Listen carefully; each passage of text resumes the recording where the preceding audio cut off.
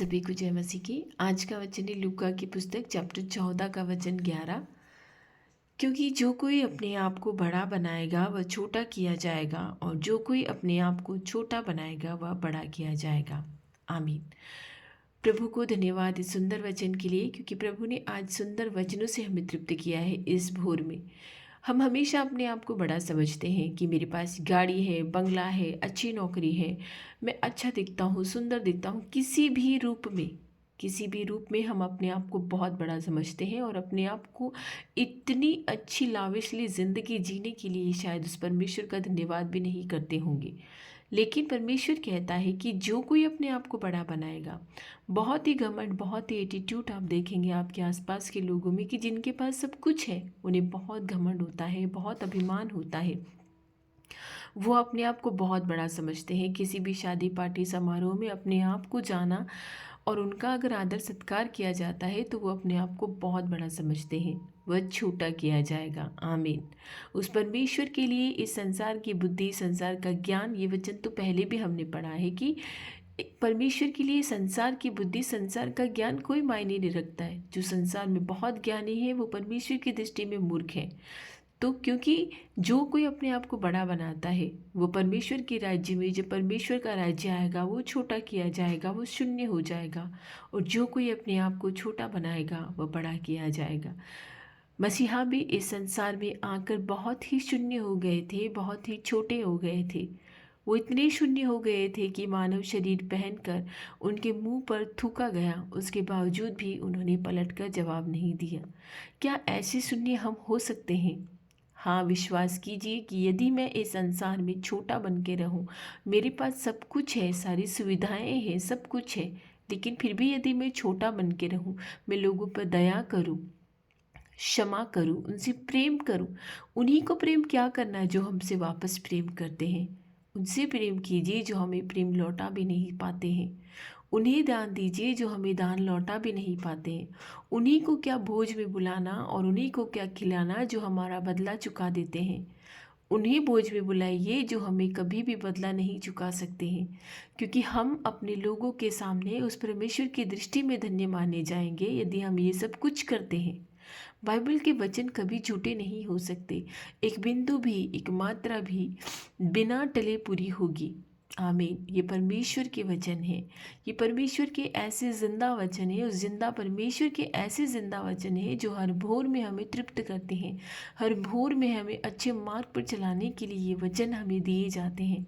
वो परमेश्वर हमसे इन वचनों के द्वारा बात करता है। विश्वास कीजिए, यदि मैं इस संसार में छोटा हूँ, मुझे कोई नहीं पूछता है, मैं गरीब हूँ, मेरी कोई वैल्यू नहीं है, नहीं, ऐसा नहीं है। उस परमेश्वर के राज्य में हम बहुत ही महान हैं, हम बहुत ही बड़े हैं। कितने महान और कितने धन्य तो इसी बात से हो जाते हैं कि जब हम उनसे प्रार्थना करते हैं, उनको जानते हैं। कितने लोग हैं, करोड़ों लोग हैं संसार में जो उस परमेश्वर को, उस मसीहा को जानते भी नहीं हैं। हम तो कितने धन्य हैं। मैं तो अपने आप को बहुत ही धन्यवादी समझती हूँ और बहुत ही धन्य समझती हूँ कि वो परमेश्वर मुझे जानता है। वो परमेश्वर मेरा नाम जानता है। उसकी हथेलियों में उसने मेरा चित्र गोद कर बनाया है। वो मसीहा मुझे भीड़ से अलग करता है। इसीलिए तो लोग हमसे नफरत करते हैं। हम उस भीड़ में नहीं जा रहे हैं जिसमें संसार जा रहा है। हम उस भीड़ से बिल्कुल अलग है भाई बहनों, कि हम उस परमेश्वर की स्तुति वंदना हर भोर में करते हैं। हम उस भीड़ से अलग है कि उस संसार से उसने हमें अलग कर कर अपने वचनों से तृप्त किया है। इसीलिए वो कहता है कि यदि आप छोटे हैं, इस संसार में आप छोटे हैं, सुख सुविधाएं नहीं हैं, तो डरे नहीं, घबराए नहीं। वो परमेश्वर हमें उस समय बड़ा बनाएगा जब उसका राज्य आएगा, जब उस स्वर्ग राज्य के हम अधिकारी होंगे, जब हम उसकी शाही संतानें बन जाएंगे। आमीन। आइए हम सब मिलकर प्रार्थना करते हैं उस परमेश्वर से, उस भले खुदा से जिसने हमें इतने सुंदर वचन से तृप्त किया है कि हम उसके धन्यवादी बन जाएं। धन्यवाद, धन्यवाद, धन्यवाद, धन्यवाद मेरे मसीहा, धन्यवाद मेरे यीशु, धन्यवाद मेरे परमेश्वर। तेरा कोटि कोटि नमन, तेरा कोटि कोटि धन्यवाद कि इस भोर में तू हमें उठाकर इतने सुंदर वचनों से हमें तृप्त करता है। हमारे दिमाग में कितनी नेगेटिव विचार आते हैं, कितनी ही नेगेटिव थॉट्स आती है, कितनी नेगेटिव बातें आती हैं। हम सोचते हैं कि हमारे पास संसार में ये नहीं है, वो नहीं है, वो लोग हमारी निंदा करते हैं, वो लोग हमें कुछ नहीं समझते हैं, हमारा चेहरा कुरूप है, हमारे बाल अच्छे नहीं है, हमारी आंखें अच्छी नहीं है। तो इस वचन से आज आप तृप्त हो जाइए। जो कुछ हमारे पास अच्छा नहीं है वो परमेश्वर की दृष्टि में धन्य है। जो कुछ हमारे पास नहीं है उस महान खुदा की दृष्टि में हम धन्य हैं। हे मेरे मसीहा, तेरा कोटि कोटि नमन परमेश्वर की तू अच्छे वचनों से हमें तृप्त करता है, हमें ये सांत्वना देता है, हमें ये दृढ़ विश्वास देता है मेरे खुदा कि आज जो कुछ तूने दिया है वो हमारे लिए सफिशिएंट है, जो कुछ तूने दिया है वो संतोषजनक है। हे प्रभु, क्योंकि हम इस संसार में भले ही छोटे हैं मगर तेरे स्वर्ग राज्य में हम बहुत बड़े हैं। तेरी बुद्धि में, तेरी दृष्टि में, तेरे ज्ञान में हम बहुत बड़े हैं। हे मेरी खुदा, तू हम पर चित्त लगाए रखता है, इसीलिए तो हमारी कल्पनाएं भी सिद्ध हो जाती है। हमें इतना धीरज दे परमेश्वर कि तेरे राज्य में आने तक हम तेरी बाढ़ जोहते रहे, हम धैर्यवान बने रहे प्रभु। कि अगर हमें कुछ नहीं मिल रहा है, कुछ देरी हो रही है, तो वो परमेश्वर की महिमा के लिए हो रही है, उस परमेश्वर की अच्छी योजना के लिए हो रही है। वो बहुत ही अच्छी योजनाओं से हमें तृप्त करता है, वो बहुत ही अच्छी बातों से हमें तृप्त करता है। तेरा कोटि कोटि नमन परमेश्वर कि तू हर रोज़ हमें सुंदर वचनों से तृप्त करता है। ये आज का दिन हम तुझे चढ़ाते हैं।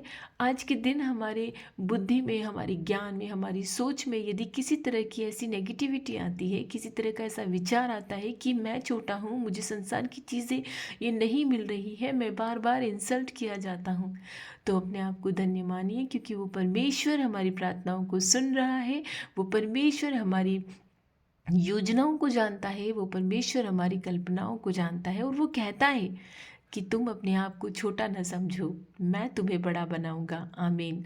तुम अपने आप को छोटा ना समझो, मैं तुम्हें बड़ा बनाऊंगा। एक छोटे से छोटा जो है वो बड़े से बड़ा किया जाएगा। आमीन। आज की सुबह में हम सभी लोगों के लिए प्रार्थना करते हैं परमेश्वर, जो अपनी कंपटीशन एग्ज़ाम की तैयारी कर रहे हैं, जो एग्ज़ाम देने को जा रहे हैं, जो मेहनत करते हैं प्रभु और तुझ पे विश्वास रखते हैं, उन्हें ज़रूर सफल बनाना। जो तुझसे लो लगा के प्रार्थना करते हैं, जो चंगाई चाहते हैं, जो पीड़ा में हैं, जो वेंटिलेटर्स पे हैं और जिन्होंने अपनी आत्माओं को कल छोड़ दिया है, मेरी खुदा वो आत्माएं तेरे पास आई हैं, उन पर दया करना, पापों की क्षमा करना। हम कौन होते हैं तुझसे पापों की क्षमा मांगने वाले परमेश्वर? हम सिर्फ तुझसे प्रार्थना कर सकते हैं और हम ये विश्वास करते हैं कि तू प्रार्थनाओं को सुनता है। तो मेरे खुदा, मैं ख़ास तौर पे हमेशा बीमारों के लिए प्रार्थना करती हूँ कि कई बीमार लोग अपने आप से प्रार्थना भी नहीं कर पाते हैं, क्योंकि वो इतनी पीड़ा में होते हैं, इतने दर्द में होते हैं परमेश्वर, कि वो अपने मुख से तेरा नाम भी नहीं ले पाते हैं। हे मेरे परमेश्वर, सुधि ले, तेरे लोगों की सुधि ले जिन्हें तूने संसार की भीड़ से चुनकर अलग किया है। अब तो तू गैर यहूदियों का भी खुदा है। तेरे ही वचन है कि खतना वाले ही नहीं, बिना खतना वाले भी जो मुझ में विश्वास रखते हैं वो भी मेरी संतान है। आमीन। आज हर एक जाति तेरी ओर आ रही है, हर एक लोग तेरी ओर आ रहे हैं, हर एक तुझसे लौ लगा कर प्रार्थना कर रहे हैं, क्योंकि तू भीड़ से उन्हें चुनकर अलग कर रहा है जो तुझ में विश्वास करते हैं। सभी की प्रार्थनाओं को सुन परमेश्वर, जो कोई उनकी नीड से, जो कोई उनकी प्रार्थना है उनको सुन परमेश्वर। चाहे कैसी भी बीमारी हो, चाहे कैसी भी बेरोजगारी हो, चाहे घरों की आशीष हो, चाहे संतानों की आशीष हो, चाहे नौकरी की आशीष हो, चाहे अच्छी जॉब की आशीष हो, चाहे अच्छे वेतन की आशीष हो, जिस चीज़ के लिए हम तेरी बाढ़ जो रहे हैं, जिस चीज़ों के लिए, जिन वस्तुओं के लिए हम तेरी बाढ़ जो रहे हैं, हाँ हम स्वार्थी हैं परमेश्वर, कि हम स्वार्थ में चले जाते हैं, तुझे भूल जाते हैं, तुझसे अच्छी तरह से प्रार्थना नहीं कर पाते हैं। पर तू तो भला खुदा है, मनुष्य को अच्छी तरह से जानता है, मनुष्य को रचने वाला तू, मनुष्य को गढ़ने वाला तू, तुझे बिना बोले ही सब पता है कि हमें क्या चाहिए। हे मेरे खुदा, जिन घरों में शांति नहीं है उन घरों में शांति दे, जो संतानें अपने माता पिता के झगड़ों से बोर हो चुकी हैं, जो घबरा चुकी हैं, उन्हें आज शांति दे परमेश्वर, क्योंकि तूने खुद ही आप ही कहा है कि मेरी शांति तुम्हें दिए जाता हूँ। हे मेरे खुदा, तेरी शांति तेरी पवित्र आत्मा के गाइड किए जाने से हम सबको मिल जाए। तेरी पवित्र आत्मा को भरपूर मात्रा में हमें दे परमेश्वर, क्योंकि जब तेरी पवित्र आत्मा आएगी तो हमारे बल से, हमारी शक्ति से, हमारी ताकत से हम कुछ नहीं कर पाएंगे, लेकिन यदि तेरी पवित्र आत्मा हमें मिलेगी तो हम उससे गाइड होकर इस संसार से जीत जाएंगे। परमेश्वर, आज हमें पापों से बचाना, आज हमें गलत विचारों से बचाना, गलत बातों से बचाना, हम गलत बातों में न पड़ने पाए। हमारी संतानों को आशीष देना, जिसके लिए हम प्रार्थना करते हैं, उन्हें तेरे पवित्र आत्मा से गाइड करना, को हम सब तेरे मार्ग पे चलने पाए। परमेश्वर, जो कोई गंदी बातें हैं, जो कोई गंदे विचार हैं, जो कोई पुरानी बातें हैं, उन्हें हम छोड़ दें आज के दिन में और हम नए हो जाएं। तो आप ही कहता है कि पुराना खमीर निकालो और नया गुथा हुआ आटा बन जाओ। आमीन। हमें नया गुथा हुआ आटा बना दे परमेश्वर, कि हम तेरे स्वर्ग राज्य के अधिकारी हो जाएं जहां तू रहता है। हम सारी प्रार्थनाएं प्रभु यीशु की जीवित खुदा के नाम से मांगते हैं। आज हमारी रक्षा करना, हमें आने जाने में आशीष देना, हर परेशानियों से हमें बचाना। हम सारी प्रार्थनाएं तेरे पवित्र नाम से मांगते हैं। आमीन।